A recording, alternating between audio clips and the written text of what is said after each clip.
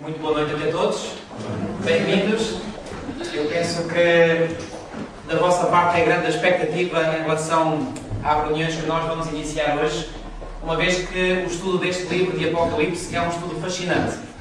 Mas antes de nós entrarmos propriamente no estudo do livro do Apocalipse, deixem-me dizer-vos que este livro tem sido um livro que tem suscitado muitas interrogações e, pior do que isso, é um livro que tem dado aso a muitas especulações e, inclusivamente, a muitas coisas que, em nome de Deus e em nome da Palavra de Deus, se têm feito de forma errada. Ora bem, tal como já foi dito inicialmente, nós vamos fazer uma apresentação geral do livro do Apocalipse e depois dessa apresentação geral, que tem o objetivo de vos dar a conhecer quais têm sido, digamos, eu vou usar uma palavra forte, as aberrações à volta do livro do Apocalipse, nós depois vamos então entrar, ainda hoje, na análise do livro de Apocalipse. E vamos começar, portanto, pelo capítulo 1. Ora bem, vamos...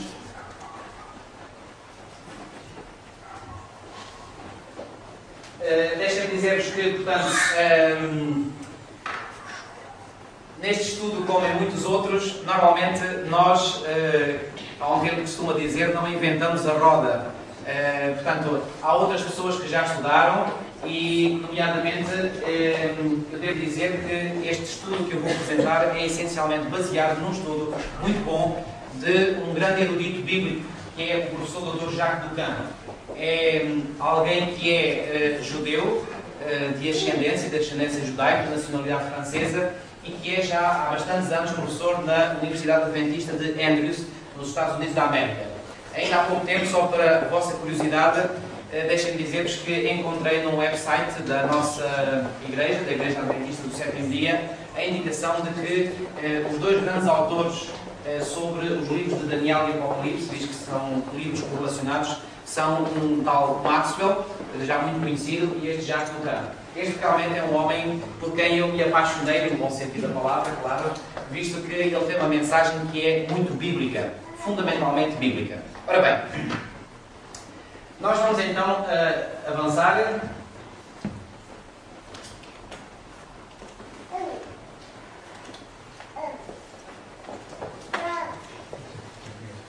Ok.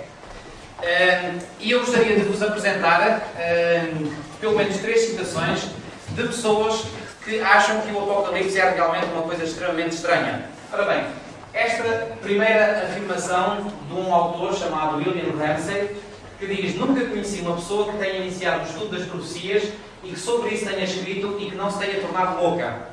Bom, para aqueles de entre vós que vieram aqui esta noite, talvez possa ser já um bocadinho assustadora estar a ler uma declaração destas, uma vez que, como esta declaração mostra, realmente é um bocado arriscado nós estudarmos o livro do Apocalipse. Um outro autor disse: é sinal de um bom equilíbrio mental nunca se ter ocupado com o livro de Apocalipse. E um outro, este anónimo: ou o Apocalipse encontra um homem louco, ou então o deixa como tal.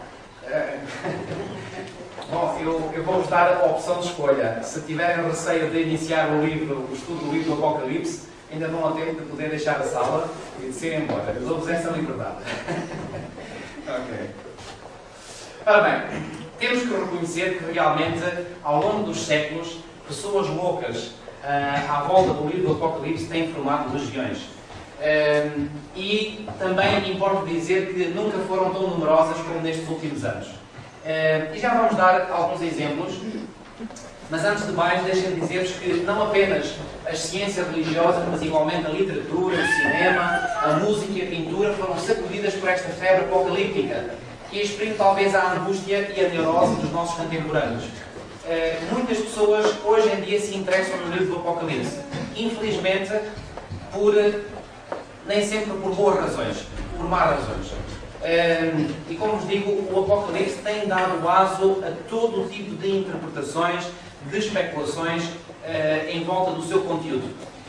Uma vez, quando eu era estudante de Teologia, na Faculdade de Teologia, eu lembro-me que na biblioteca da faculdade encontrei um livro, que era um livro que dava mais ou menos um resumo histórico das várias interpretações à volta do Apocalipse. Bom, deixem-me dizer-vos que aí é que eu ia ficando tonto quando li algumas dessas interpretações. Eu, sinceramente, aquilo foi demasiado confuso para mim e eu resolvi não dar grande continuidade à leitura. Pois bem, vamos ver então alguns exemplos de indivíduos, de grupos que, supostamente baseados no livro do Apocalipse, deram aso às coisas mais terríveis. Pois bem, não sei se recordam ainda desta tragédia que aconteceu no estado do Texas, nos Estados Unidos, numa localidade chamada Waco. Pois bem, isto foi em 1993, David Koresh, aliás o nome verdadeiro dele não era David Koresh, era Vernon Howell, na base de uma referência intensível ao livro do Apocalipse, fez-se passar por Messias e atribuiu ele próprio direito conjugal sobre todas as mulheres do seu grupo, casadas ou não, jovens e menos jovens. Reparem aquilo que ele fez, e nós sabemos qual foi o resultado deste indivíduo, daquilo que ele fez, mas porquê que eu trago este exemplo aqui? Para vos dizer que este indivíduo fazia uma referência intensiva ao livro do Apocalipse. E vocês já compreenderão o seguinte, há muitas pessoas, e eu estou convencido de uma coisa, provavelmente alguns de vós que estão aqui esta noite, se não tivessem já, deixem-me dizer desta maneira, talvez alguma confiança naquilo que nós, como adventistas do sétimo dia, ensinamos, talvez não teriam vindo aqui. Porque quando se fala no livro do Apocalipse, hoje em dia, normalmente as pessoas tendem a rejeitar qualquer estudo, qualquer interpretação do livro do Apocalipse. Porquê? Porque olham para estes casos e veem, bom, todas as pessoas que leem o Apocalipse leem malucas, e portanto o melhor é não ocupar esse conflito maluco também. E portanto estão a ver aqui este indivíduo como realmente ele fez algo terrível e, no entanto, era aparentemente um grande seguidor do livro do Apocalipse e da sua mensagem. Ele acumulou um enorme arsenal de armas e transformou a sua casa numa verdadeira fortaleza, de onde ele podia entrar no fim do mundo. Reparem, é um termo que é chamado do Apocalipse, é verdade, e de onde ele desafiou as forças policiais norte-americanas durante um cerco de 50 dias. Vocês sabem qual foi o desfecho? O desfecho foi terrível. Finalmente, a 19 de abril de 1993, levou consigo mais de uma centena de pessoas para a morte, entre as quais várias crianças. Já agora, deixem-me dizer-vos que este indivíduo foi, em bom da verdade eu digo isto, foi membro da Igreja Adventista do Sétimo Dia. Mas já há cerca de 10 anos que ele tinha sido eliminado. E tinha sido eliminado como membro da Igreja precisamente porque ele se tinha desviado claramente daquilo que é a forma como nós, adventistas do sétimo dia, interpretamos o livro do Apocalipse. E eu penso que está aqui uma lição para nós, adventistas, que é algo que às vezes não é bem compreendido nem bem aceito, que é a questão da disciplina eclesiástica, mas eu penso que se nós não tivéssemos procedido, digamos, à exclusão deste indivíduo, pois bem, a nossa Igreja estaria em grandes apuros quando se deu este caso. E, aliás, ainda ficou, mas finalmente nós podemos provar, diante da opinião pública, diante dos mídias internacional, de que ele efetivamente tinha sido, mas tinha sido excluído como membro, precisamente porque ele já manifestava tendências que eram tendências que não estão minimamente, portanto, não são minimamente subscritas por nós, adventistas do sétimo dia. Uma tragédia semelhante abalou algum tempo depois o Japão. Recordo-me perfeitamente disto. Lembro-me das notícias, como se tivesse sido ontem. Desta vez o Messias, entre aspas, Shoko Asahara, apresentou-se como um guru cabeludo. Está ali a fotografia que apareceu dele na revista, na prestigiada revista norte-americana Time. E ele, portanto, inspirava-se nas religiões budistas e hindus. No entanto, esta seita formada por ele, que começou inocentemente a partir de escolas de yoga, e já agora aqui uma pequena advertência, nem sempre o yoga pode parecer tão Inofensivo, é a palavra exata. Tão inofensivo quanto isso, atenção, não quer dizer que todas as escolas de yoga deem isto. Também façamos, portanto, o equilíbrio das coisas. Mas começou inocentemente como uma escola de yoga e esta seita era do tipo apocalíptico, ou seja, fazia igualmente uma grande referência ao livro do Apocalipse. Bem, vocês mais uma vez estão a ver que, com base nestes exemplos, muitas pessoas não querem mesmo nada a ver com o livro do Apocalipse. Porque imediatamente associam o livro do Apocalipse a todos estes malucos e doidos. Não há outro nome, peço desculpa pelo termo forte que é, mas não há outro nome para estes indivíduos. Esperava o fim do mundo e previu o Apocalipse para 1997. No seu livro, ele escreveu um livro, foi publicado no Japão em 1995, cujo título era O Desastre Aproxima-se do País do Sol Nascente. Sabem que esta expressão, o País do Sol Nascente, é uma expressão que se aplica ao Japão. Aliás, a bandeira do Japão é um grande sol vermelho. E então, nesse livro, que ele publicou em 1995, ele anunciou a vinda do Armagedon. Bem, para quem não conhece a linguagem do Apocalipse, não sabe que palavra é esta esquisita, Armagedon. Mas Armagedon é uma palavra que aparece uma única vez na Bíblia, e essa vez que aparece na Bíblia é precisamente no livro do Apocalipse. Para ele ter emprego esta palavra é porque estava ou tinha conhecimento do livro do Apocalipse. Certo? Então dizia ele que a vinda do Armagedon vinha sob a forma de um gás proveniente dos Estados Unidos da América e que esse gás seria enviado pelos judeus e pelos maçónicos. Como David Koresh, o tal que eu vos falei há pouco, que fez o que fez lá no estado do Texas, o guru dominou os seus discípulos e incitou-os a cometer atos criminosos de todo tipo. Já agora, um bocadinho no parênteses aqui, que não tem nada a ver com o conteúdo, estão a ver ali atos sem C, eu já estou a escrever de acordo com o novo acordo ortográfico. Já foi aprovado na Assembleia da República, foi promulgado pelo Presidente da República, não estou aqui a dizer se estou de acordo, se não estou. Bem, é lei e eu gosto de seguir a lei, portanto já estou a escrever de acordo com o novo acordo ortográfico. Portanto, é só para verem que não é um erro, mas, enfim, é a nova caligrafia quando se escreve. Ortografia. O ataque ao metropolitano de Tóquio, a 20 de março de 1995, com um gás mortal, o sarin, criado pelos nazis para exterminar multidões, teve a sua assinatura. Reparem bem o que ele fez. Em 1995 publicou um livro dizendo que viria uma grande ameaça dos Estados Unidos, que ele chamou Armagedon, e que essa ameaça viria sob a forma de um gás, que seria enviado pelos judeus e pelos maçónicos. E depois, afinal, quem é que lançou o gás no metropolitano de Tóquio? Ele próprio e os colaboradores dele. Um gás, um terrível gás, o sarin, que foi inventado pelos nazis e que, portanto, matava muitas pessoas. Aliás, aquele gás era o gás que era emprego nas câmaras de gás, as famosas câmaras de gás. Eu tive a oportunidade em 1991, foi uma experiência que nunca mais esquecerei na vida, de ter estado no interior de uma dessas câmaras de gás, no ex-campo de concentração nazi de Dachau, isto a cerca de 15 km a noroeste da cidade de Munique, no sul da Alemanha. Devo dizer que a experiência de ter visitado esse campo de concentração foi algo que me impressionou fortemente. Ter estado no mesmo local onde passaram milhares, para não dizer algumas centenas de milhares de pessoas que foram mortas, realmente foi algo terrível. Pois bem, este indivíduo fez isto. Ali estão algumas fotografias desse ataque, portanto, ao metropolitano de Tóquio. O balanço ao ataque do metro de Tóquio saltou-se por vários milhares de pessoas intoxicadas e por uma dezena de vítimas mortais. Felizmente, não houve mais vítimas mortais. No entanto, a polícia japonesa relata ter descoberto na sede da seita material suficiente para aniquilar 4 a 5 milhões de indivíduos. Vocês sabem que a cidade de Tóquio é uma das cidades mais populosas do mundo. Aqui há uns anos atrás era mesmo a cidade mais populosa. Hoje em dia já foi ultrapassada pela cidade do México. Não sei, sinceramente, não sei quantos milhões de habitantes, são vários milhões, a cidade de Tóquio tem. Mas o material que ele tinha dava para aniquilar uma boa parte da população da cidade de Tóquio. Parem.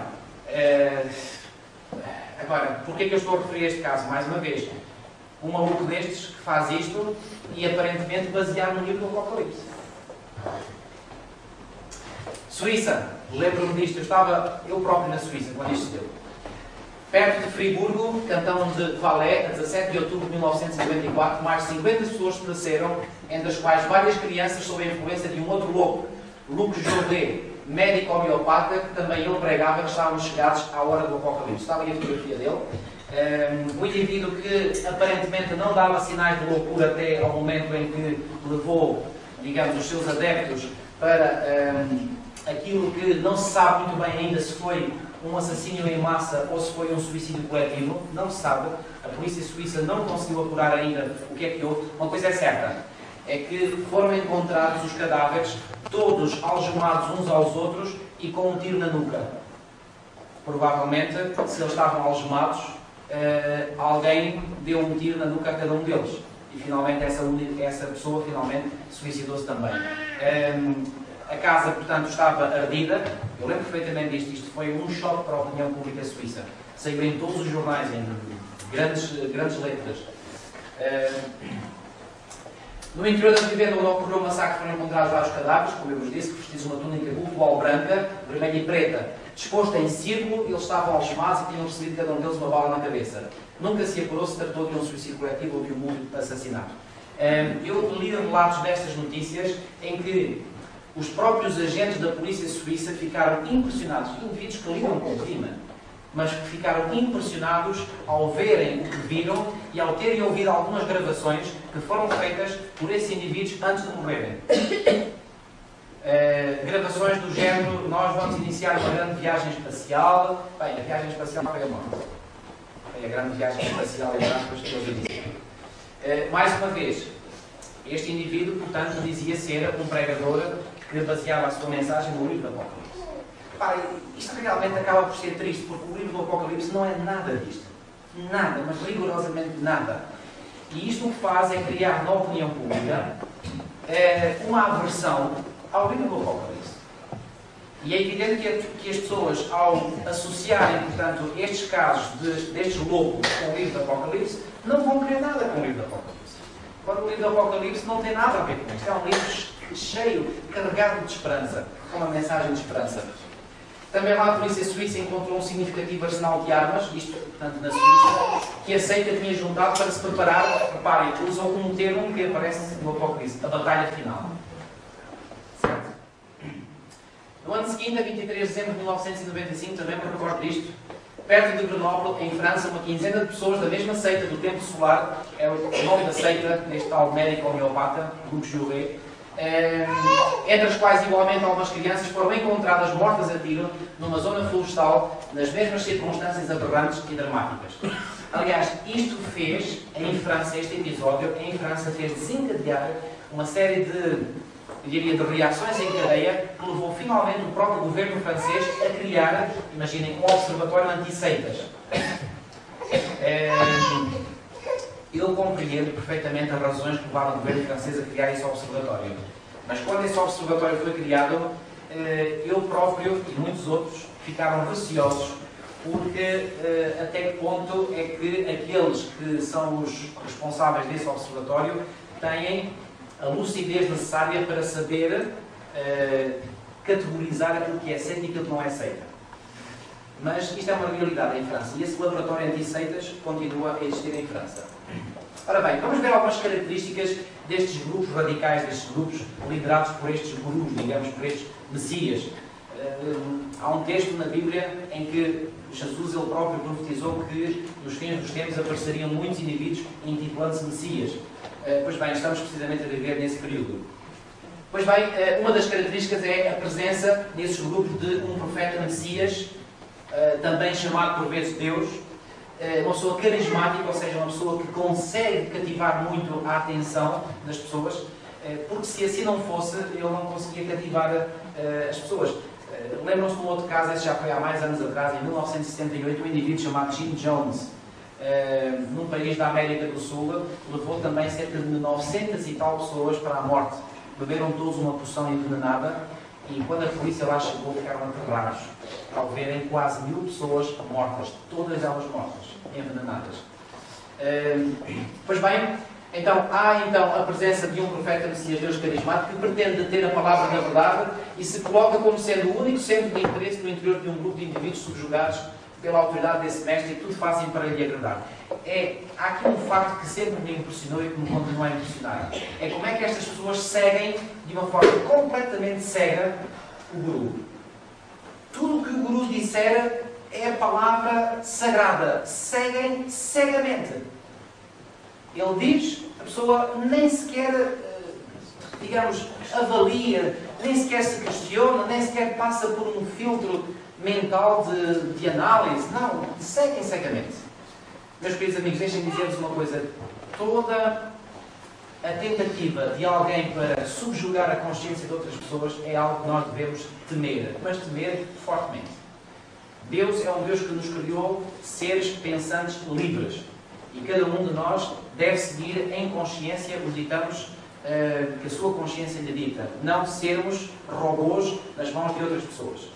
E deixem aqui acrescentar um outro pormenor.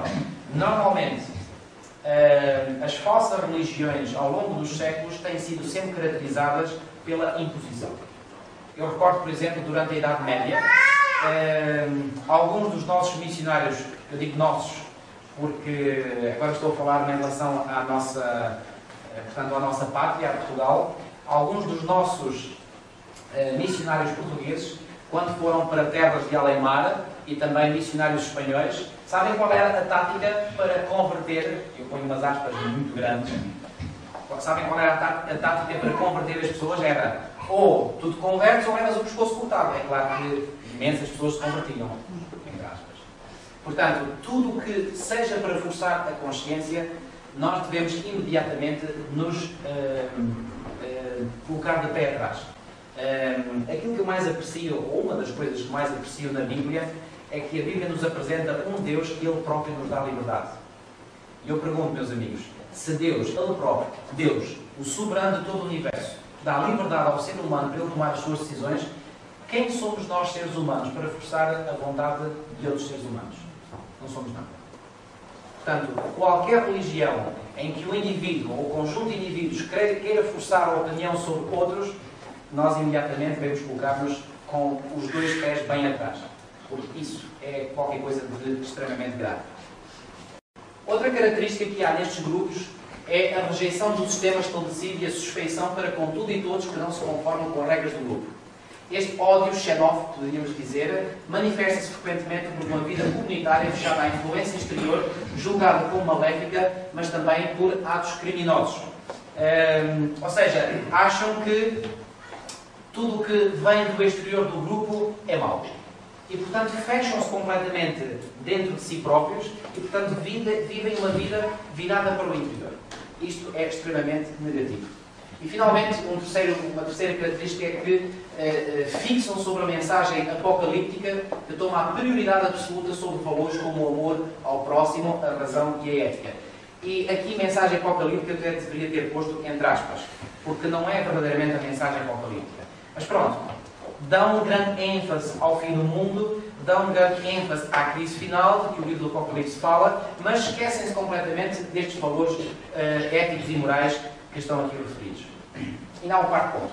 A obsessão em ver cumprir-se o Apocalipse já aqui e agora, que leva frequentemente a estas seitas do Apocalipse, e este termo seitas do Apocalipse é um termo que foi usado já por um sociólogo americano aqui há uns anos atrás, num artigo que ele escreveu para a imprensa da Universidade Estatal da Pensilvânia, a tornarem-se os atores da profecia, a produzirem eles mesmos os acontecimentos do Apocalipse. Ou seja, em vez de esperarem que seja Deus a dirigir os acontecimentos, eles querem-se tornar nos atores dos mesmos acontecimentos que estão descritos no livro do Apocalipse.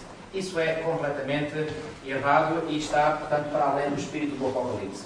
Ora bem, deixem-me dizer-vos que esta febre em relação a estes temas apocalípticos não é algo que está só na mente de alguns loucos transviados, como nós acabamos de ver. Pois bem, dentro das próprias religiões tradicionais mais, digamos, mais conceituadas, existe também uma febre apocalíptica, ou seja, um interesse grande no livro do Apocalipse, ou pelo menos nos temas apocalípticos. E vou começar precisamente pela religião judaica. Dentro do judaísmo há uma preeminência cada vez maior de um movimento chamado Chabad Lubavitch, com o seu mestre Rebbe, considerado por vários como sendo o seu Messias. Aqui está uma fotografia que foi retirada do website deles, em que está um grupo de judaicos com o presidente norte-americano George W. Bush. Eles tentam obter uma grande influência, portanto, nas decisões importantes do mundo. A ênfase apocalíptica deste movimento, os seus prospectos e bandeirolas proclamam: queremos o Messias agora, e apelam os seus fiéis a prepararem-se para a sua vinda. O seu proselitismo zeloso no interior do judaísmo, as suas atividades pedagógicas, faz deles um dos grupos mais dinâmicos do judaísmo contemporâneo. Portanto, são extremamente ativos e esperam o quê? Esperam o Messias, a vinda do Messias. Algo que o livro do Apocalipse fala precisamente. Mas que Messias é que eles esperam? Bom, isto aqui, íamos aqui por outra discussão, não vou entrar para essa discussão agora. Mas também no mundo muçulmano há também esta febre apocalíptica. Há parte dos movimentos extremistas de direita, dos irmãos muçulmanos, do Hamas, que vocês já ouviram falar, da Jihad Islâmica e outros, tomam relevo seitas fascistas como a do negro americano Farrakhan, que diz ser profeta de Deus e pretende ter recebido visões apocalípticas de destruição contra os brancos e sobretudo os judeus. Reparem bem, imaginem alguém que não conhece rigorosamente nada do livro do Apocalipse. E houve um indivíduo destes fazer estas afirmações, que é um profeta de Deus e que recebeu visões de Deus. E que nessas visões que ele recebeu, são visões apocalípticas, termo retirado do livro do Apocalipse, Deus lhe disse que ele deve matar os brancos todos, ou matar os judeus. Bem, para um leigo no assunto, qual é a conclusão que ele vai retirar? Bom, este indivíduo está assim maluco porque leu o livro do Apocalipse. Estão a ver aquela declaração daquele indivíduo, daqueles indivíduos que vimos logo no início? Para a pessoa que seja leiga no assunto, vai ser essa facilmente a conclusão que vai chegar. Também nas religiões orientais há uma febre sobre estes assuntos. Por exemplo, na Rússia, sobretudo em Kiev e em Moscou, a seita de Maria Devi Christos. E no Japão, a de Shoko Asahara, aquele que eu já vos falei. Pois bem, também esta senhora, portanto, faz revelações apocalípticas na sua seita e, portanto, exporta este conhecimento da seita para outras partes do mundo. Na Nova Era, o caso entre outros grupos joregos, já falámos, mas há mais, não são os únicos. Reparem, se eu fosse aqui dar vários exemplos, não saímos daqui esta noite.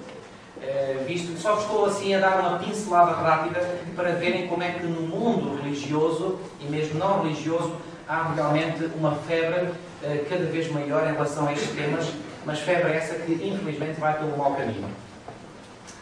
Certos grupos marginais e curiosamente não religiosos. É o caso de grupos neonazis, por exemplo, na América, grupos paramilitares como o Arkansas Patriots, Aryan Nations. Reparem neste nome, Aryan Nations. Sabem que este termo ariano era um termo que se ouvia muito falar na Alemanha nazi. O Hitler falava que um dos seus objetivos era derrubar a raça ariana. Portanto, estão a ver toda a carga racista, xenófoba que existe à volta destes grupos.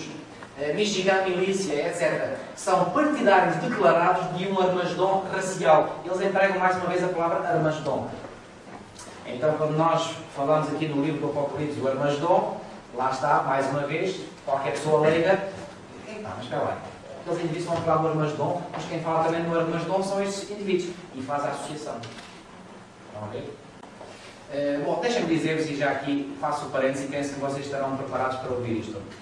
O livro do Apocalipse é um livro extremamente importante em toda a Bíblia. É o último livro de um conjunto de 66 livros, e antes de dizer o que vou dizer, deixem-me dizer o seguinte.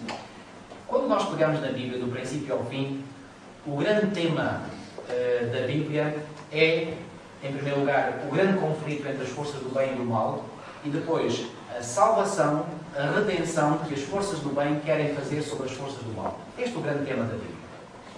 E as forças do mal sabem que o livro do Apocalipse é um livro extremamente importante para o povo de Deus, para todos aqueles que amam a Deus, querem amar a Deus, querem seguir os seus caminhos. Por isso, e segundo as palavras de Jesus, que disse que o diabo é mentiroso e pai da mentira, pois bem, esse senhor do mal e autor do mal quer tudo fazer para lançar o descrédito total sobre o livro do Apocalipse. É por isso, meus amigos, que se passa isto. E isto tem apenas como objetivo lançar o descrédito total sobre o livro do Apocalipse. Para quê? Para que as pessoas, ao relacionar o livro do Apocalipse com tudo isto, digam: epá, Apocalipse nem pensar, nem quero ler. Falem às vezes com alguns grupos religiosos. Já ouvi católicos dizer: não, eu posso ler toda a Bíblia. Apocalipse nem me toca. Já ouvi. Porquê? Estratégia bem montada. Como objetivo, ninguém toca no livro do Apocalipse. Porque ele sabe que, quando nós estudamos e entendemos de forma correta o livro do Apocalipse, os planos dele ficam postos em xeque. E isto é como numa estratégia militar. Portanto, O inimigo tenta sempre ver que a parte oposta não tenha acesso a informações que são importantíssimas. O objetivo é esse. Ora, mas tal tendência não se limita aos Estados Unidos da América. Ela é cada vez mais forte em França, Inglaterra, na Itália, na Alemanha e mesmo aqui em Portugal, manifestando-se nos movimentos fascistas e racistas de extrema-direita. E não sei se já tomaram conhecimento, mesmo cá em Portugal, os grupos de extrema-direita estão a surgir em cena. Aqui há uns meses atrás, não posso exatamente precisar quando, mas ali em Lisboa, precisamente na rotunda do Marquês de Pombal, que é um sítio nobre da cidade de Lisboa, foi colocado lá um grande placar de um partido que surgiu há relativamente pouco tempo, de extrema-direita, e o texto que lá estava era estrangeiros todos para os seus países. Proposta claramente racista. E acho que fazem propostas do género, pretos para a África, assim do género. E por incrível que pareça, o indivíduo líder deste partido tem vários adeptos à sua volta. Portanto, estes grupos racistas, xenófobos, estão a aparecer um pouco por todo lado. E alguns deles, interessante, alguns deles associam ao seu militantismo algumas propostas morais. Por exemplo, não sei se recordam, creio que foram elementos desse mesmo grupo radical de extrema-direita, que surgiu cá em Portugal, que quando houve cá em Portugal aquela discussão antes do referendo sobre o aborto, que se manifestaram igualmente e eram altamente defensores do direito à vida, etc. Uma vez fizeram uma manifestação também lá em Lisboa contra os homossexuais. Ou seja, aparentemente têm propostas morais impecáveis. Aparentemente. Mas, por outro lado, tem um programa que é de arrepiar. Em todos estes exemplos é sempre a mesma reivindicação apocalíptica que inspira a demência mental destes grupos. Podemos mesmo falar em demência mental. Não há outras palavras. Há parte de algum paralelismo com alguns grupos isolados da história passada do cristianismo. É verdade, já houve, por exemplo, na Boémia, a atual República Checa, no século XV, e os exaltados do mundo no século XVI. Este fenómeno apocalíptico é novo pelo seu caráter patológico e violento e pela sua manifestação universal. Ou seja, nunca na história este movimento foi tão global como está a ser hoje. Este fenómeno era algo esporádico, já tinha acontecido no passado, mas à escala global, como nós vemos presentemente, nunca tinha acontecido. É algo completamente novo. Já se chegou mesmo a falar de paranoia, pois os casos a tal ponto se multiplicaram que alguns hospitais psiquiátricos tiveram de criar um departamento especializado para pacientes atingidos pelo complexo de Messias, imagina. E há um exemplo que eu vou-vos dar. É o caso do centro Kfar Shaul, na periferia de Jerusalém, que funciona sob a direção do Dr. Carlos Bar El. Em 1996, já mais de 470 casos tinham sido diagnosticados deste mal, conhecido igualmente pelo nome de Síndrome de Jerusalém. Estão a ver até onde vai a paranoia. Eu, para além da minha formação em teologia, sou também enfermeiro de profissão e trabalhei mais de 4 anos e meio num hospital psiquiátrico. E encontrei, isto foi no final da década de 80, alguns indivíduos já nessa altura que se diziam: eu sou o Messias, eu sou Jesus Cristo, eu sou... Bom, é claro que todos nós morríamos daquelas... o pessoal de saúde já está habituado a isto e já nem liga, não é? Mas isto para dizer, portanto, que estes casos têm multiplicado e de uma forma realmente exponencial. Com favor se constata o seguinte facto: os leitores do Apocalipse são frequentemente doentes mentais. E isto realmente é algo trágico, porque aqueles que mais leem o livro do Apocalipse são precisamente pessoas que, por qualquer razão, têm um distúrbio mental. Bem, aquele indivíduo anónimo que eu referi no início tinha alguma razão. Ou o livro do Apocalipse encontra um maluco, ou torna um maluco. Bom, eu acho que a primeira parte da declaração dele é mais verdadeira do que a segunda parte. Ora bem, é necessário reconhecer que este livro, do qual São Jerónimo, um dos famosos pais da Igreja, assim chamados, afirmou que contém tantos mistérios como palavras. A expressão latina é tot verba, tot mistério, ou seja, cada palavra, cada mistério. Isso foi o que disse ao São Jerónimo. Pois bem, este livro parece ter feito tudo para suscitar todo o tipo de confusões e delírios. Com a sua avalanche de imagens, símbolos, tempestades e violências, o Apocalipse presta-se a alimentar emoções intensas e o pensamento irracional. Realmente, Se alguém não tem um mínimo de equilíbrio mental quando pega no livro do Apocalipse, também pode ali retirar as coisas mais dispares. E houve uma vez, já há uns 10 anos atrás, eu tive a oportunidade de dar estudos bíblicos a alguém. Isto foi ali no Conselho do Seixal. E a determinada altura, a pessoa a quem eu estava a dar estudos bíblicos, me apercebi que ele já tinha lido o livro do Apocalipse.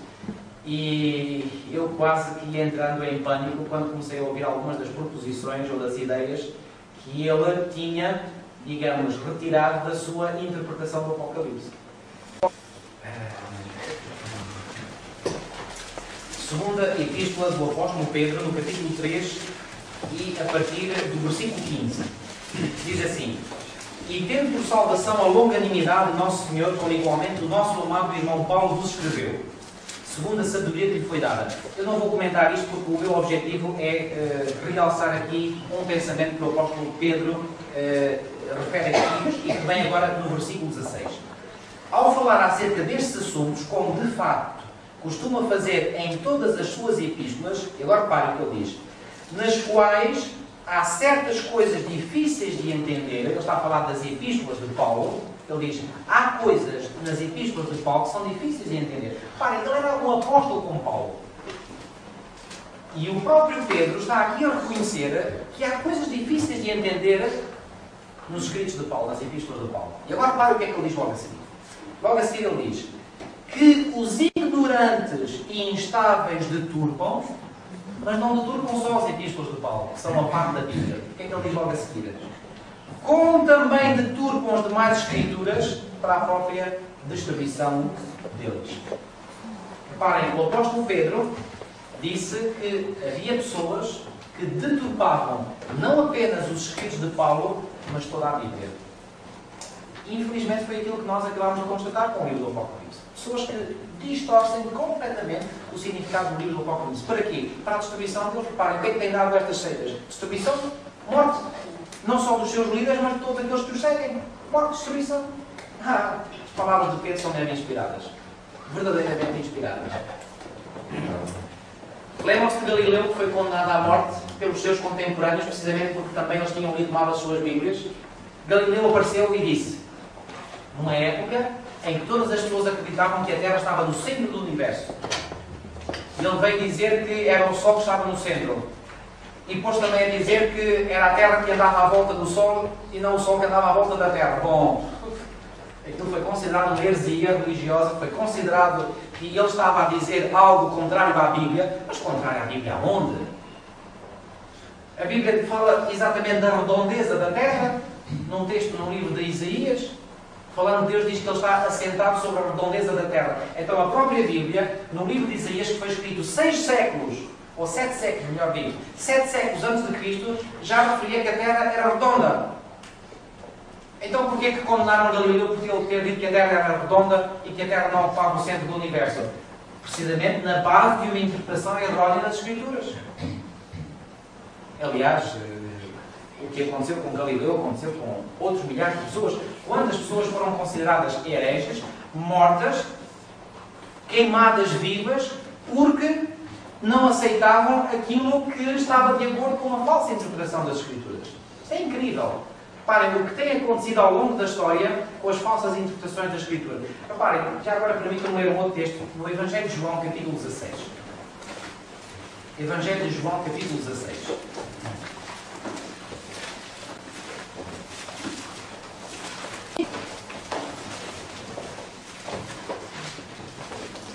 Vamos ler os primeiros 2 versículos do capítulo 16. É Jesus a falar e Jesus diz o seguinte: Tenho-vos dito estas coisas para que não vos escandalizeis. E agora reparem aquilo que ele profetizou no versículo 2. Eles vos expulsarão das sinagogas, mas vem a hora em que todo o que vos matar julgará com isso tributar culto a Deus. Jesus profetizou que haveria de haver um tempo onde os seus discípulos de Cristo, haveriam de ser mortos por pessoas que julgavam que por terem morto esses discípulos estavam a tributar com isso um culto a Deus. Não, meus queridos amigos, como estas palavras de Jesus se cumpriram literalmente na história. No ano de 1572, e só para vos dar alguns exemplos, porque como não é só o livro do Apocalipse que é deturpado, são todas as escrituras. Pois bem, no ano de 1572, houve um terrível massacre em França. E esse massacre teve lugar, sobretudo, na cidade de Paris. Ficou conhecida como a noite de São Bartolomeu. Eles dizem La Nuit de Saint-Barthélemy. Pois bem, dezenas, centenas, para não dizer milhares de protestantes foram mortos, lançados vivos ao rio Sena. E que mais? E sabe o que é que aconteceu quando as notícias... Isto é histórico, não estou a dizer isto como crítica, é um facto histórico. Quando as notícias desse massacre feito aos protestantes chegaram ao Vaticano, os sinos do Vaticano badalaram, porque tinha sido feita uma grande obra na erradicação da heresia. Por favor. Bem, eu reconheço que pelo menos hoje a Igreja reconhece esse e outros erros que fez. Mas isto para dizer até que ponto as pessoas dessa época estavam com a sua mente tão alterada para tocar sinos de alegria por um massacre que foi feito. Já viram até que ponto é que a mente das pessoas... Em nome de Deus! Nós hoje em dia criticamos, nos nossos países de tradição cristã, os fundamentalismos islâmicos. E é de condenar, atenção. Mas nós nos esquecemos que na nossa história de países cristãos, quantos fundamentalismos não há? O que é que foi as cruzadas? O que é que foi a Inquisição? Em nome de Deus se mataram milhares de pessoas. No final da década de 50, o meu irmão mais velho, que na altura era aluno da escola secundária de Rio Maior, fez uma visita de estudo à cidade de Évora. Eu já fui pastor na cidade de Évora.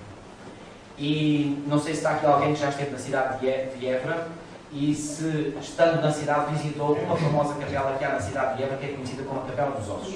Aquilo é lúgubre, Eu já lá entrei, só uma vez, chegou. Aquilo é lúgubre. Entramos lá dentro, é ossos a revestir a parede de um lado e do outro, e o teto e tudo, são carreiras, são fémures, são bacias, é tudo. E então dizia o Cicerone da altura, no final da década de 50, que aqueles ossos eram os ossos dos hereges que tinham sido mortos. Hoje não se diz isso. É politicamente incorreto dizer tal. Mas na década de 50 ainda se dizia que aqueles ossos eram o resultado dos hereges. Hereges segundo a concepção, uma concepção errónea, com base numa concepção errónea. Portanto, isto para dizer que estas concepções erróneas não são novidade de hoje, não são algo, oxalá que fosse só do nosso tempo, mas infelizmente sempre existiram ao longo da história. Pois bem, Galileu foi condenado à morte pelos seus contemporâneos, precisamente porque também eles tinham lido mal as suas escrituras. Disse Galileu, e portanto ela a terra roda. Ele terá dito isto quase quando estava para morrer. E nós poderíamos pegar nessas palavras de Galileu e dizer, e portanto o Apocalipse é uma coisa totalmente diferente. E damos graças a Deus por isso. Pois bem, desejo sinceramente que seja o Espírito de Deus a guiar-nos neste estudo. E eu vou-vos pedir, eu deveria terminar a minha apresentação às 9h30, mas vou-vos pedir que me deem mais uns minutos para além das 9h30. E agora sim, nós vamos entrar no livro do Apocalipse e permitam que eu faça uma breve oração para pedir que o Espírito de Deus esteja sobre nós. Ó nosso querido e amado Pai que estás nos céus, depois desta introdução inicial em que nós podemos ver, Senhor, como tem havido tantas pessoas ao longo da história, mas sobretudo nestes últimos tempos, que têm interpretado mal este Teu livro sagrado, Senhor, nós queremos pedir neste momento que ao nos abeirarmos deste Teu livro, Senhor, seja verdadeiramente o Teu Espírito Santo, um Espírito que é um Espírito de verdade, um Espírito que é um Espírito que nos quer conduzir à pessoa de Jesus Cristo, que seja esse mesmo Espírito, Senhor, a dirigir-nos e a fazer-nos compreender este maravilhoso livro. Abençoa-nos, pois, Senhor, que seja o Teu Espírito a estar no coração de cada um dos presentes aqui esta noite. Em nome do Senhor Jesus te pedimos. Amém. Ok, amigos, vamos então avançar para o livro do Apocalipse. Vamos, tal como já foi dito, analisar os 10 primeiros versículos. Não vou analisar todo o capítulo 1 por uma razão muito simples. Para já, porque eu conhecia que não ia ter tempo. E em segundo lugar, porque a partir do versículo 11 nós vamos entrar na chamada mensagem às 7 igrejas. E a mensagem às 7 igrejas, depois vocês irão ficar familiarizados com estas expressões, é o conteúdo dos capítulos 2 e 3 do livro do Apocalipse. É uma parte essencial da profecia do livro do Apocalipse, como irão ver. Pois bem, peguem então na vossa Bíblia, Apocalipse capítulo 1 e versículo 1. Pois bem, o livro do Apocalipse começa com uma palavra revelação. E esta palavra revelação vem de uma palavra grega, apocalupto, e essa palavra apocalupto significa desvendar segredos, ou simplesmente revelação. Ou seja, ao contrário daquilo que algumas pessoas dizem, que o livro de Apocalipse é um livro cheio de mistérios, reparem naquela afirmação de São Jerónimo, tot verbo e tot mistério, ou seja, cada palavra, cada mistério. Não é verdade. Reparem, a primeira palavra do livro do Apocalipse é uma palavra que significa revelação. Ou seja, vai-se desvendar o mistério. Ora, a partir do momento em que o mistério é desvendado, já não é mais mistério. Concordam comigo? Só é mistério enquanto não é desvendado, mas a partir do momento em que é desvendado, deixa de ser mistério. Ora, é isso precisamente o livro do Apocalipse. É o desvendar e o mistério. Revelação. Revelação de quem? De Jesus Cristo. Oh, meus amigos, deixem-me dizer-vos uma coisa. Não se pode compreender corretamente o livro do Apocalipse à parte da pessoa de Jesus Cristo, que é a figura central de toda a Bíblia, do princípio ao fim. Se nós fizermos uma leitura do livro do Apocalipse e essa leitura não nos conduzir a uma compreensão mais ampla da pessoa de Jesus Cristo, não nos conduzir para mais perto da pessoa de Jesus Cristo, essa leitura foi um falhanço total. O próprio livro começa com esta afirmação. É uma revelação de Jesus Cristo. E agora reparem o que ele diz aqui. Que Deus lhe deu para mostrar aos seus servos as coisas que em breve devem acontecer e que ele, enviando por intermédio do seu anjo, notificou ao seu servo João. Ora bem, reparem aqui. Há aqui uma cadeia, portanto, de revelação. Mas antes de entrarmos um bocadinho mais em pormenor nisso, deixem-me dizer-vos algo que é importantíssimo. Esta palavra Apocalipse, portanto, vem de uma palavra grega. Sabem que todo o Novo Testamento, e em particular o livro de Apocalipse, foram escritos na linguagem grega. Não deixa de ser curioso que o livro do Apocalipse contém alguns erros de ortografia e de sintaxe da linguagem grega, o que mostra que o seu autor não deveria ser, provavelmente, um grego. E já vamos falar um bocadinho mais à frente do autor, pois bem, mas já agora vos posso adiantar, o autor era um judeu. Provavelmente, seguramente, estava familiarizado com a linguagem grega, mas, ao contrário do que aconteceu com outro livro que ele escreveu e que está incluído no cânon do Novo Testamento, em que aí se pensa que terá sido um secretário que o ajudou, aqui, devido ao facto de ele estar exilado, já iremos ver isto mais à frente, pois bem, surgem aqui alguns erros. O que mostra, portanto, que erros de sintaxe, mas que facilmente são detectados, certo? São gralhas, digamos assim. Mas deixem-me dizer-vos que este livro, portanto, que começa com esta palavra e que é, portanto, um segredo que vai ser desvendado, este verbo é um verbo que aparece, portanto, várias vezes no livro de Daniel, 7 vezes, e 6 dessas vezes encontram-se logo no início do livro. E já agora, se não se importam, vamos abrir as nossas Bíblias no livro de Daniel. Não vamos ver todas as passagens, mas vamos ver só aquelas que algumas se encontram logo no início do livro, Daniel, capítulo 2. Porque esta palavra, apocalipto, é a mesma palavra. Sabem que, já agora, para vocês ficarem a compreender melhor, eu quero ser o mais explícito possível e que vocês saiam daqui entendendo bem alguns detalhes que são importantes. O Antigo Testamento foi escrito, na sua esmagadora maioria, na língua hebraica. O Novo Testamento na linguagem grega. Mas ainda no período antes de Cristo, o Antigo Testamento, que nós hoje chamamos Antigo Testamento, claro, na altura chamava só Bíblia hebraica, Bíblia judaica, foi traduzido para a linguagem grega. E o que não deixa de ser interessante às vezes é de comparar alguns termos que aparecem em grego no Novo Testamento com termos que aparecem em grego do Antigo Testamento, mas da tal tradução que ficou conhecida como a Septuaginta. Pois bem, o termo que aparece na tradução grega do Antigo Testamento, Septuaginta, aqui nestas passagens do livro de Daniel, é precisamente o mesmo termo que aparece no início do livro do Apocalipse, ou seja, Apocalipse. Vamos ver então alguns desses textos. Daniel 2, versículo 19, primeiro. Versículo 19. Diz assim: então foi revelado o mistério a Daniel numa visão da noite. Revelado. É precisamente essa palavra. Revelado. Revelado o quê? Mistério.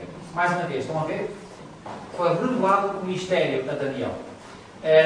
Para quem conhece bem este capítulo 2 de Daniel, sabe que Daniel estava em face do mistério E claro, quando era mistério não sabia, mas a partir do momento em que Deus revelou o mistério, pois bem, deixou de ser mistério para Daniel. E ele pôde depois apresentar-se diante do rei Nabucodonosor e dizer: Rei, aquilo que tu sonhaste e não te lembras mais foi isto. Porquê? Porque Daniel recebeu a revelação do mistério. Pois bem, é esta palavra que está no início do livro do Apocalipse. O que é que isso significa? Assim como foi revelado o mistério a Daniel, é-nos revelado a nós o mistério. E depois da revelação desse mistério, é para ficarmos com dúvidas? Não. É para ficar tudo claro na nossa mente. Então, o livro do Apocalipse, longe de ser um livro que cria confusão, não, é um livro que esclarece, tira as dúvidas. É isso o livro do Apocalipse. Bom, um outro texto, já agora, versículo 22. Falando de Deus, Ele revela o profundo e o escondido, conhece o que está em trevas e com Ele mora a luz. Exatamente. Cá está a palavra. Ele revela. Mais à frente, versículo 28. Mas há um Deus no céu, o qual revela mistérios. Cá está, revela, a palavra, revela mistérios. Mais à frente, versículo 29. Estando tu, ó rei, do teu leito, surgiram pensamentos a respeito do que há de ser depois disto. Aquele depois que revela mistérios. Cá está, revela mistérios. Portanto, em todo este capítulo 2 de Daniela, aquilo que acontece é Daniela, depois de receber uma revelação de Deus, está apto a dar explicações. Então, se esta é a palavra que está no livro de Apocalipse, então o que é que nós devemos esperar à partida? É algo que nos vem desfazer as dúvidas, é algo que nos vem esclarecer, não algo que nos vem confundir a mente. Certo? Ora bem, este eco ao livro de Daniel, logo no início do livro do Apocalipse, traduz uma clara intenção, chamar a atenção para o livro de Daniel. E aqui posso-vos dizer, meus amigos, que há como que aqui uma ligação entre o livro do Apocalipse e o livro de Daniel. É como se o autor do livro do Apocalipse quisesse chamar a atenção para o livro de Daniel e dizer: o livro do Apocalipse tem que ser entendido à luz de Daniel. E mais, há um outro pormenor interessante. O Apocalipse começa com uma bem-aventurança que faz eco à bem-aventurança como termina o livro de Daniel. Daniel termina uma bem-aventurança nos versículos 12 e 13. O tempo já não permite, senão íamos ler. Mas a bem-aventurança com que termina o livro de Daniel é em tudo semelhante à bem-aventurança com que começa o livro do Apocalipse. É como que para dizer o quê? Que o autor do Apocalipse situa-se depois na mesma linha, no prolongamento direto da profecia de Daniel. É como que para dizer: ok, aqui está agora a continuidade daquilo que ficou fechado em Daniel. Foi encerrado no final do livro de Daniel e agora o Apocalipse vem como que no prolongamento direto. É como se uma linha tivesse sido construída e depois tivesse sido parada num determinado local, mas depois continua-se. Pois bem, o livro do Apocalipse vem dar continuidade ao livro de Daniel. O livro do Antigo Testamento mais utilizado no livro do Apocalipse, pois bem, é precisamente Daniel. Mas podemos reconhecer, aliás, há estudos, eu ia-vos aqui revelar isto, mas se quiserem, se estiverem interessados, há livros de autores que se dedicaram a isto. Felizmente, nem todos que estudaram o livro do Apocalipse são doidos barretos, como aqueles que nós vimos há bocado. Há pessoas de muito crédito e atenção. Alguns destes autores não são adventistas do sétimo dia, são autores protestantes, outros católicos, outros de outras denominações, outros que, sei lá, se calhar até nem têm denominação nenhuma, são pessoas, mas que são pessoas que estudam de uma forma sábia. Pois bem, reconheceram que existem as mesmas palavras, as mesmas visões, os mesmos temas, as mesmas lições tipológicas, os mesmos dados cronológicos, expressos por vezes os mesmos termos, a mesma perspectiva profética, que cobre o mesmo período de tempo. Reparem, com tudo isto em comum, podemos ou não podemos afirmar que o livro do Apocalipse está na continuidade direta do livro de Daniel, sem qualquer dúvida. As mesmas lições éticas, a mesma estrutura literária em forma de, ali ao X, mas é em forma de a letra grega chamada Ki, que faz assim umas curvinhas, aliás, que é a palavra, a letra com que se inicia a palavra Christos, em grego. Eu não sei se já uma vez viram nas igrejas, assim um género de um X e depois um P. Pois bem, são as duas primeiras letras da palavra Cristo em grego. É o Ki, que faz de X, e depois é o P, não é um P, é um Rho, que tem a mesma sonoridade do R. Christos é O K e o R, Christos. Portanto, esse símbolo X e P é um símbolo de Cristo que se vê em algumas igrejas, sobretudo protestantes. A referência ao livro de Daniel constitui o primeiro elemento de base a partir do qual a interpretação do Apocalipse deve ser feita. Portanto, isto tem que ser algo que está bem alicerçado, tem que estar bem alicerçado na nossa mente. Bom, deixa-me dizer-vos uma coisa. Eu gostava muito mais de ter começado este seminário pelo livro de Daniel. Mas foi-me dito que o livro de Daniel já tinha sido objeto de um seminário aqui, de modo que me pediram para eu começar com Apocalipse. Portanto, eu vou partir do pressuposto que o livro de Daniel está sabido. Certo? Portanto, vou partir desse pressuposto, porque se o livro de Daniel não está sabido, então vai ser um bocadinho difícil nós avançarmos no livro do Apocalipse. Eu vou fazer todos os possíveis para minorar as lacunas, mas se o livro de Daniel não está bem percebido ou bem entendido nas suas linhas gerais, é mais difícil nós compreendermos o livro do Apocalipse. E estão a ver porquê? Porque o livro do Apocalipse vem na continuidade direta do livro de Daniel, certo? E já agora deixem-me dizer-vos, eu, claro, gosto do livro do Apocalipse e tenho todo o gosto em ensiná-lo, mas dos dois livros, Daniel, para mim, eu sou um apaixonado do livro de Daniel. Daniel apaixona-me completamente. Mais que não seja porque há uma coisa que o livro de Daniel tem que o livro do Apocalipse não tem, são as chamadas profecias cronológicas. Profecias que uma profecia, por definição, é uma predição de algo que irá acontecer no futuro. Pois bem, profecias cronológicas significam que faz-se uma previsão de algo que está para acontecer no futuro, mas diz-se que isso vai acontecer em determinado número de anos. Ali há uma precisão matemática, coisa que nós não encontramos no livro do Apocalipse. No livro de Daniel encontramos. E essa precisão matemática, pura e simplesmente, fascina-me. Bom, vamos avançar. Ora bem, já lemos o versículo 1, deixem-me só explicar um bocadinho melhor esta sequência. Portanto, Deus o Pai confere a revelação ao seu Filho Jesus Cristo, não é? Vamos lá ler novamente. Portanto, é uma revelação de Jesus Cristo que Deus lhe deu. Este Deus tem que ser Deus o Pai. Deus, então, confere a revelação ao seu Filho Jesus Cristo. Depois, o Filho comunica a mesma revelação ao seu anjo, diz-nos aqui, que Deus lhe deu para mostrar aos seus servos as coisas que em breve devem acontecer e que ele, Jesus Cristo, enviando por intermédio do seu anjo, e aqui este anjo, provavelmente, uma vez que o livro de Apocalipse está na continuidade do livro de Daniel, como acabámos de dizer, provavelmente o mesmo anjo que apareceu várias vezes a Daniel e que vem referido em dois textos, pelo menos, do livro de Daniel, que é o anjo Gabriel. Pois bem, depois Gabriel, vamos partir desse pressuposto, faz a revelação a João. E finalmente João passa a revelação aos outros servos de Deus, conforme vem aqui mencionado. Estão a ver? Deus o Pai dá ao Filho, o Filho dá ao seu anjo, Gabriel revelou a João e João finalmente põe à nossa disposição. Mas atenção a esta expressão aqui, servos de Deus. Só aqueles que forem verdadeiramente servos de Deus ou que queiram ser servos de Deus é que estão aptos, à partida, para compreender esta revelação. Ok? E a propósito disso, há um texto em Provérbios, no Antigo Testamento, Provérbios, acho que vem mesmo a calhar. Não tinha em mente apresentar este versículo, mas acho que vem mesmo a calhar. Provérbios, capítulo 28. E versículo 5.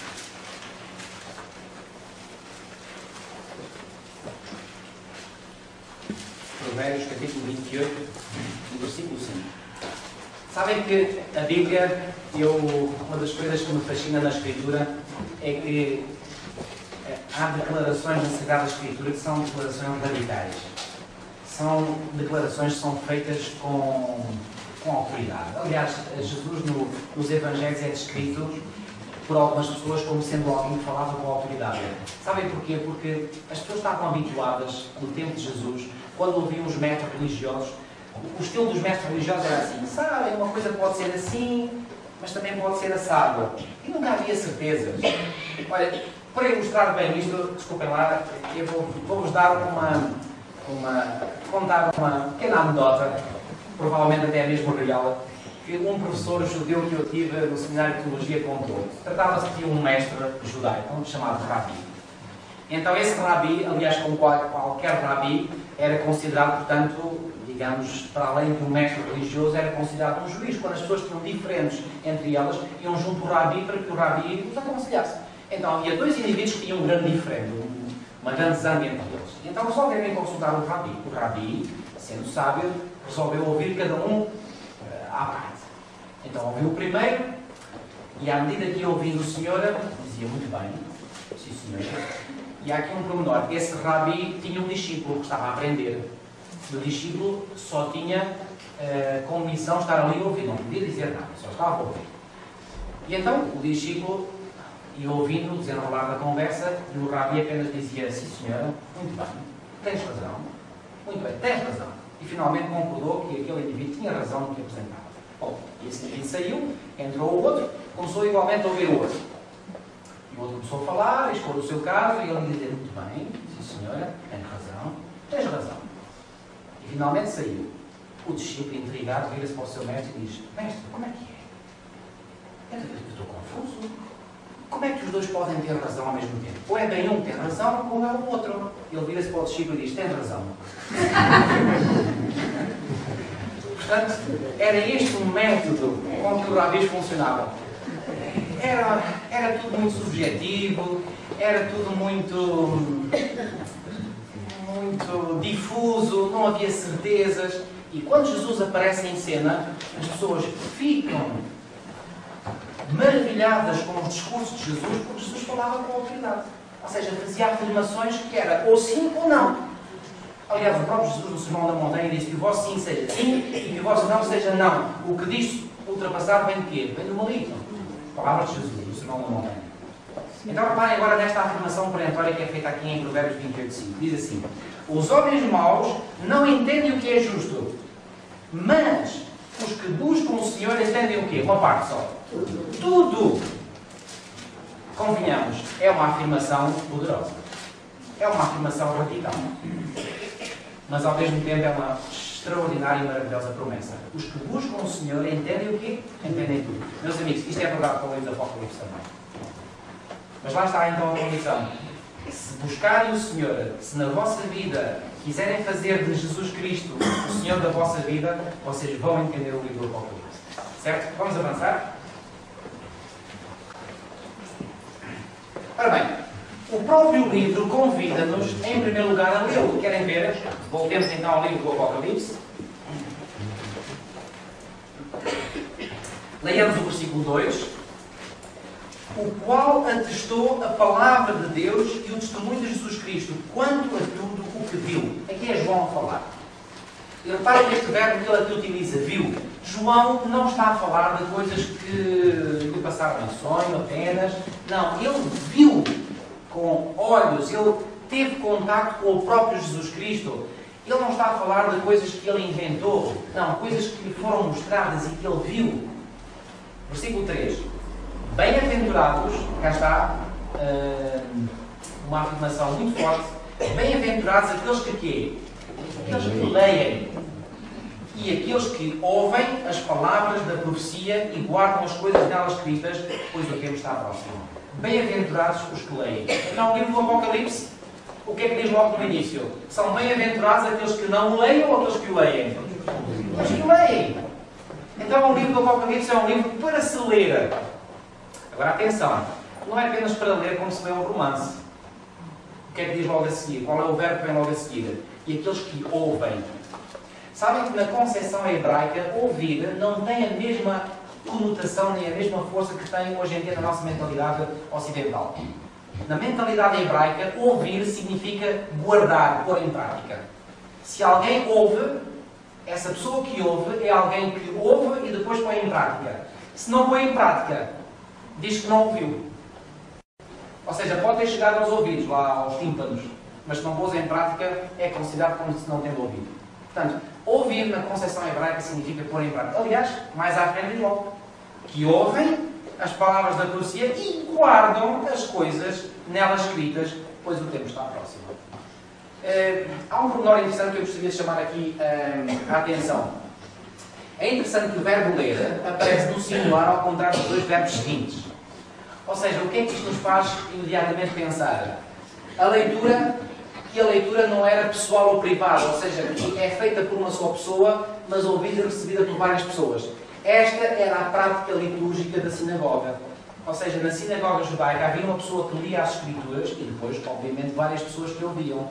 Então, o facto de João ter aqui utilizado este verbo no singular parece quase que dá a entender que João queria que este livro que ele começa a escrever fosse para ser lido nas sinagogas, fosse para ser lido nas igrejas. É interessante que é o que nós estamos aqui a fazer. Eu estou aqui a ler e estão várias pessoas a ouvir. Isto não quer dizer que nós individualmente não possamos ler, claro. Mas há aqui todo um contexto de sinagoga que certamente existia. Bom, este livro deve ler-se em primeiro lugar como uma liturgia, com tudo o que isso implica de experiência emocional, de poesia, de ritmo, mas igualmente símbolos ricos em lições espirituais. Mas atenção, estamos em face de uma profecia, porque cá o texto, o que é que ele diz? Bem-aventurados aqueles que leem, aqueles que ouvem as palavras da profecia. Então, para além de toda a experiência emocional que a leitura deste livro possa ter, pois bem, há aqui este aspecto que não pode deixar de ser realçado. É que o conteúdo deste livro é um conteúdo profético. E uma profecia, o que é por definição? É algo que aponta para o futuro. Aliás, reparem, pois o tempo está próximo. Está próximo para quê? Para que os acontecimentos que estão a ser perdidos venham a acontecer. Então, é algo que está para acontecer. Mas, este ato de ler e ouvir subentende igualmente na mentalidade judaica um exame diligente em que se usa não apenas os sentimentos e as emoções, mas a massa cinzenta, a compreensão. E às vezes há algo que é necessário investigar para que finalmente possa ficar claro na nossa mente. Tudo isto está implícito nas palavras de João.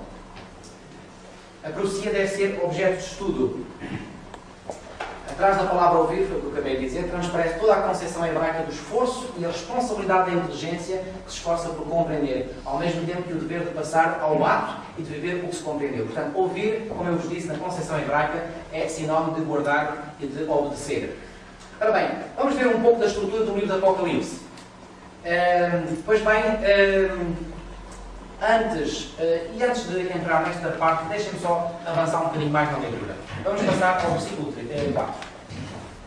João, às 7 igrejas que se encontram na Ásia, e esta Ásia era aquilo que depois veio a ser conhecido como a Ásia Menor, que é a atual Turquia, graça e paz a vós outros, da parte daquele que é, que era e que há de vir, da parte dos 7 espíritos que se acham diante do seu trono. Vamos lá descodificar um bocadinho isto.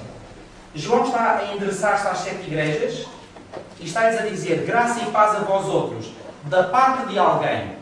E esse alguém, da parte de quem vem a graça e a paz, é alguém que ele descreve como sendo aquele que é, que era e que há de vir. É interessante. João aqui utiliza o mesmo verbo ser nos dois verbos iniciais. Diz alguém que é e que era. Isto faz lembrar aquela aparição de Deus a Moisés, que vem relatada no capítulo 3 de Êxodo, em que Deus diz, eu sou o que sou. Conhecem esse texto? Êxodo 3:14. Verdadeiramente, na linguagem hebraica, deveria ser traduzido por eu sou o que serei. Ou seja, eu sou, passado, o que serei, futuro, para dar a ideia de um Deus que é eterno, que está no passado, que está no futuro, obviamente está no presente também. E aqui a ideia que João está a transmitir é um Deus que é presente, que é também passado. E agora é interessante, João poderia, falando do futuro, dizer o Deus que é, que era e que será. Mas agora muda de verbo e em vez do verbo será, diz que há de vir. Porquê? Há aqui uma intenção. E a intenção é clara. É chamar logo a atenção para a primeira profecia deste livro. E a primeira profecia vem mencionada mais à frente, logo no versículo 7, que diz: eis que vem com as nuvens, e todo o olho verá até quando o traspassaram. Ou seja, João aqui claramente está a falar de um Deus que não só é presente, pode ser presente nas nossas vidas hoje, é o mesmo Deus do passado, com que outras pessoas se relacionaram no passado, mas mais do que ser o Deus do futuro, que também é o Deus que há de vir. E aqui, logo, de uma forma clara e usando esta subtileza do texto, João está a falar de um Deus que há de vir. Aqui está a pôr claramente a esperança do retorno de Cristo. Vamos continuar a ler? da parte dos 7 espíritos. Bom, aqui um leitor poderá dizer, bom, mas afinal quantos espíritos é que há? Há um só espírito ou há 7? Pois bem, há um só. Agora a pergunta é, então se há um só, porque é que aqui está a referir-se a 7? Pois bem, 7 é um número que é omnipresente em todo o livro de Daniel. Posso dizer que das 88 ocorrências ao número 7 que há no Novo Testamento, pois bem, 56 dessas 88 ocorrências ao número 7 em todo o Novo Testamento, 56 estão no livro de Apocalipse. 56 referências ao número 7. Pois bem, o livro de Apocalipse fala-nos em 7 candeeiros, fala-nos em 7 estrelas, fala-nos em 7 selos, fala-nos em 7 espíritos, fala-nos em 7 anjos, em 7 pragas, em 7 chifres, em 7 montanhas e aí por diante. Mas há uma outra forma de analisar estes 7 espíritos. Vamos ao texto de Isaías, capítulo 11, versículo 2. Isaías, capítulo 11, versículo 2.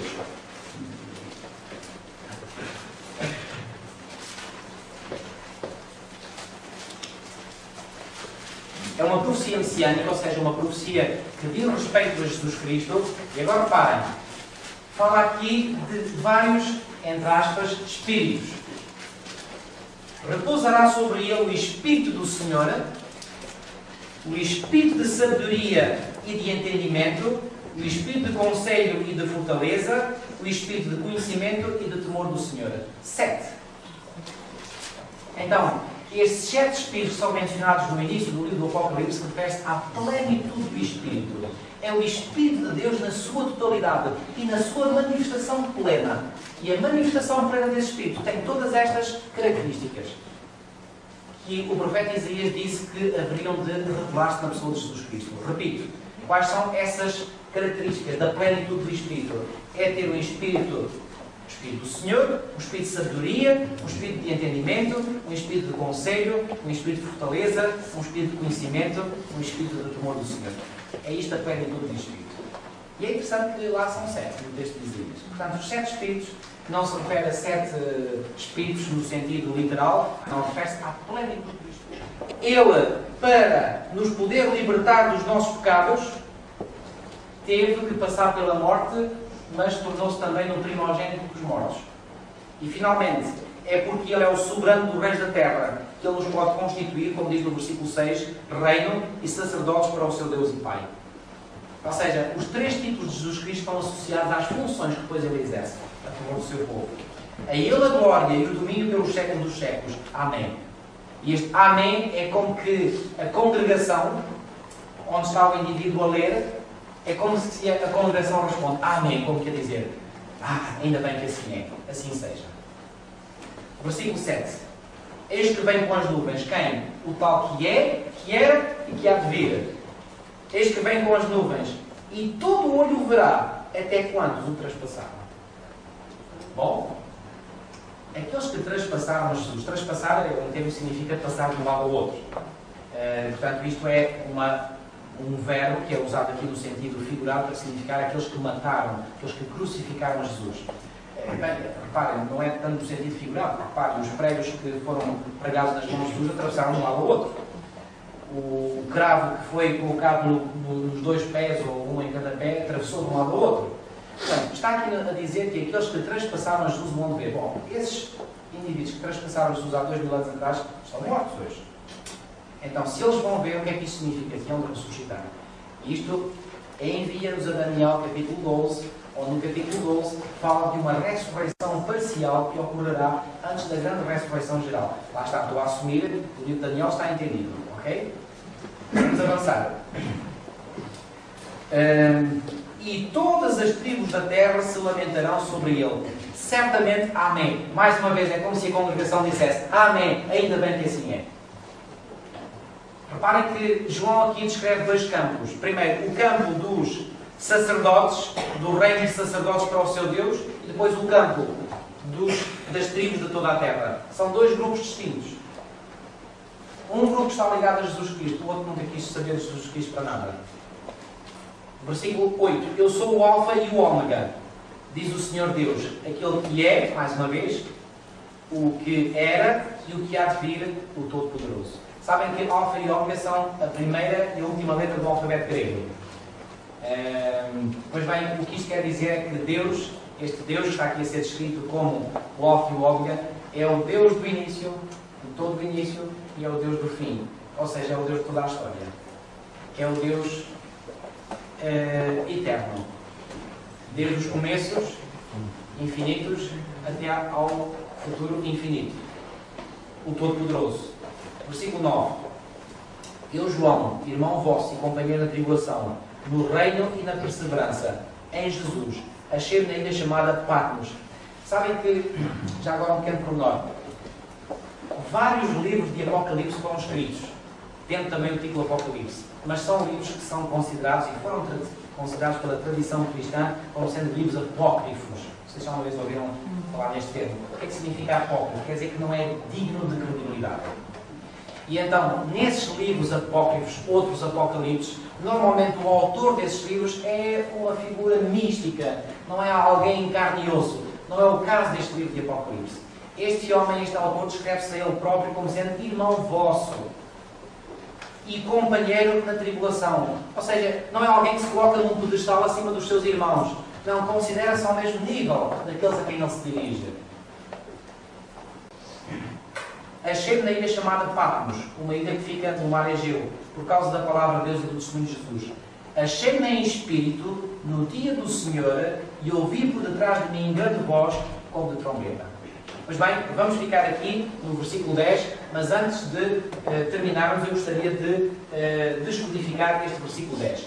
Achei-me em espírito, ou seja, o seu espírito foi elevado até uma visão que ele estava a receber do próprio Deus. E ele diz, achei-me em espírito no dia do Senhor. Pois bem, se pegarem, por exemplo, na versão, ou numa das últimas versões editadas pela Sociedade Bíblica de Portugal, nomeadamente a versão que é a versão em português corrente, neste texto de Apocalipse 1:10 tem uma chamada de atenção para uma nota de pé de página. Na nota de pé de página diz assim, dia do Senhor igual domingo. É verdade que, no passado, muitos autores ditos cristãos associaram esta expressão dia do Senhor ao domingo.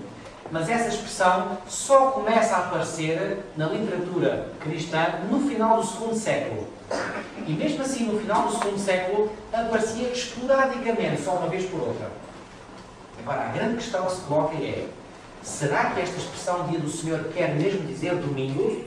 Bom, em primeiro lugar, convém relembrar que o autor deste livro era um judeu. E como judeu que era, ele guardava o sábado. Mas, esta expressão dia do Senhor aparece na Bíblia hebraica em Isaías 58. Isaías 58.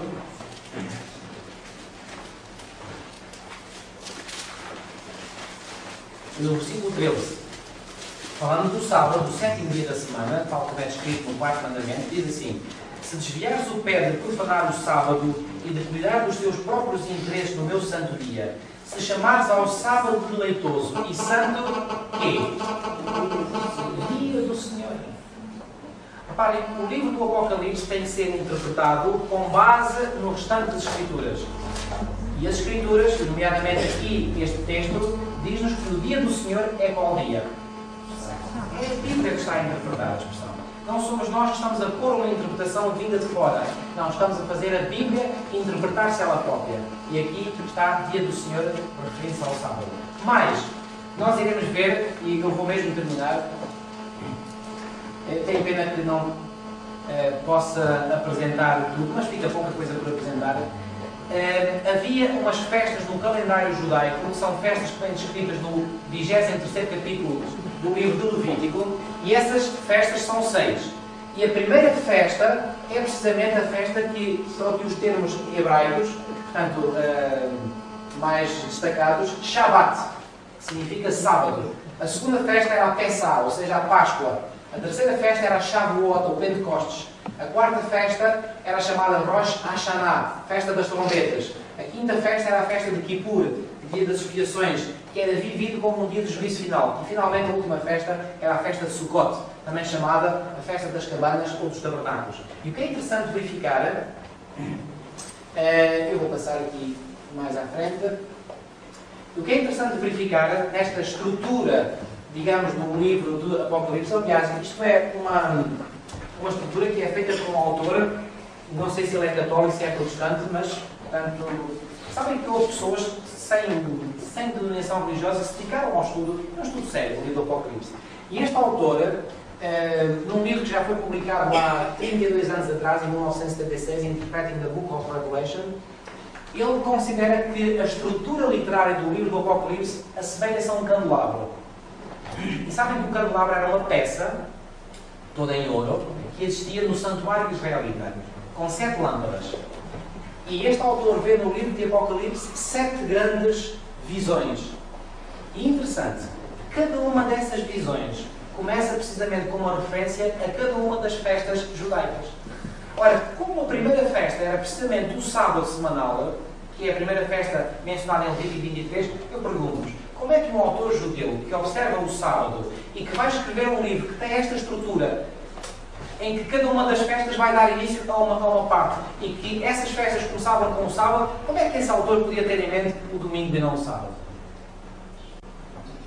Não faz sentido nenhum. Portanto, quem conhece minimamente a Escritura, quem conhece toda a tradição judaica, não pode interpretar de outra maneira. É uma aberração dizer-se que o dia do Senhor é o domingo. É o sábado.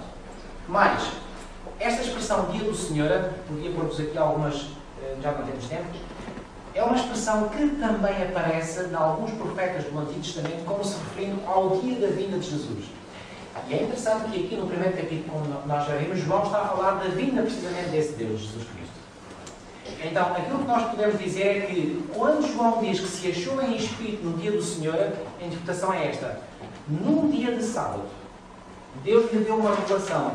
E nessa revelação, ele contemplou a história, desde o seu tempo, à frente, todos os séculos à frente, até chegar ao grande dia do Senhor. As duas interpretações são perfeitamente plausíveis. E, aliás, na própria tradição hebraica, estas duas expressões, dia do Senhor referindo-se ao sábado e dia do Senhor referindo-se ao grande dia final, da história final, estão muitas vezes ligadas. Pois bem, meus amigos, nós vamos ficar por aqui. Da próxima vez, nós vamos continuar a partir do versículo 11 do livro do Apocalipse e vamos lançar-nos depois nas mensagens às 7 igrejas. Como vos digo, as mensagens às 7 igrejas são mensagens que, digamos, são uma grande parte do conteúdo profético do livro do Apocalipse. Muito obrigado pela vossa atenção. Peço desculpa pelo meu atraso, mas vou ver se da próxima vez ou das próximas vezes vou ser mais rigoroso em cumprir o tempo. Muito obrigado a todos pela vossa atenção.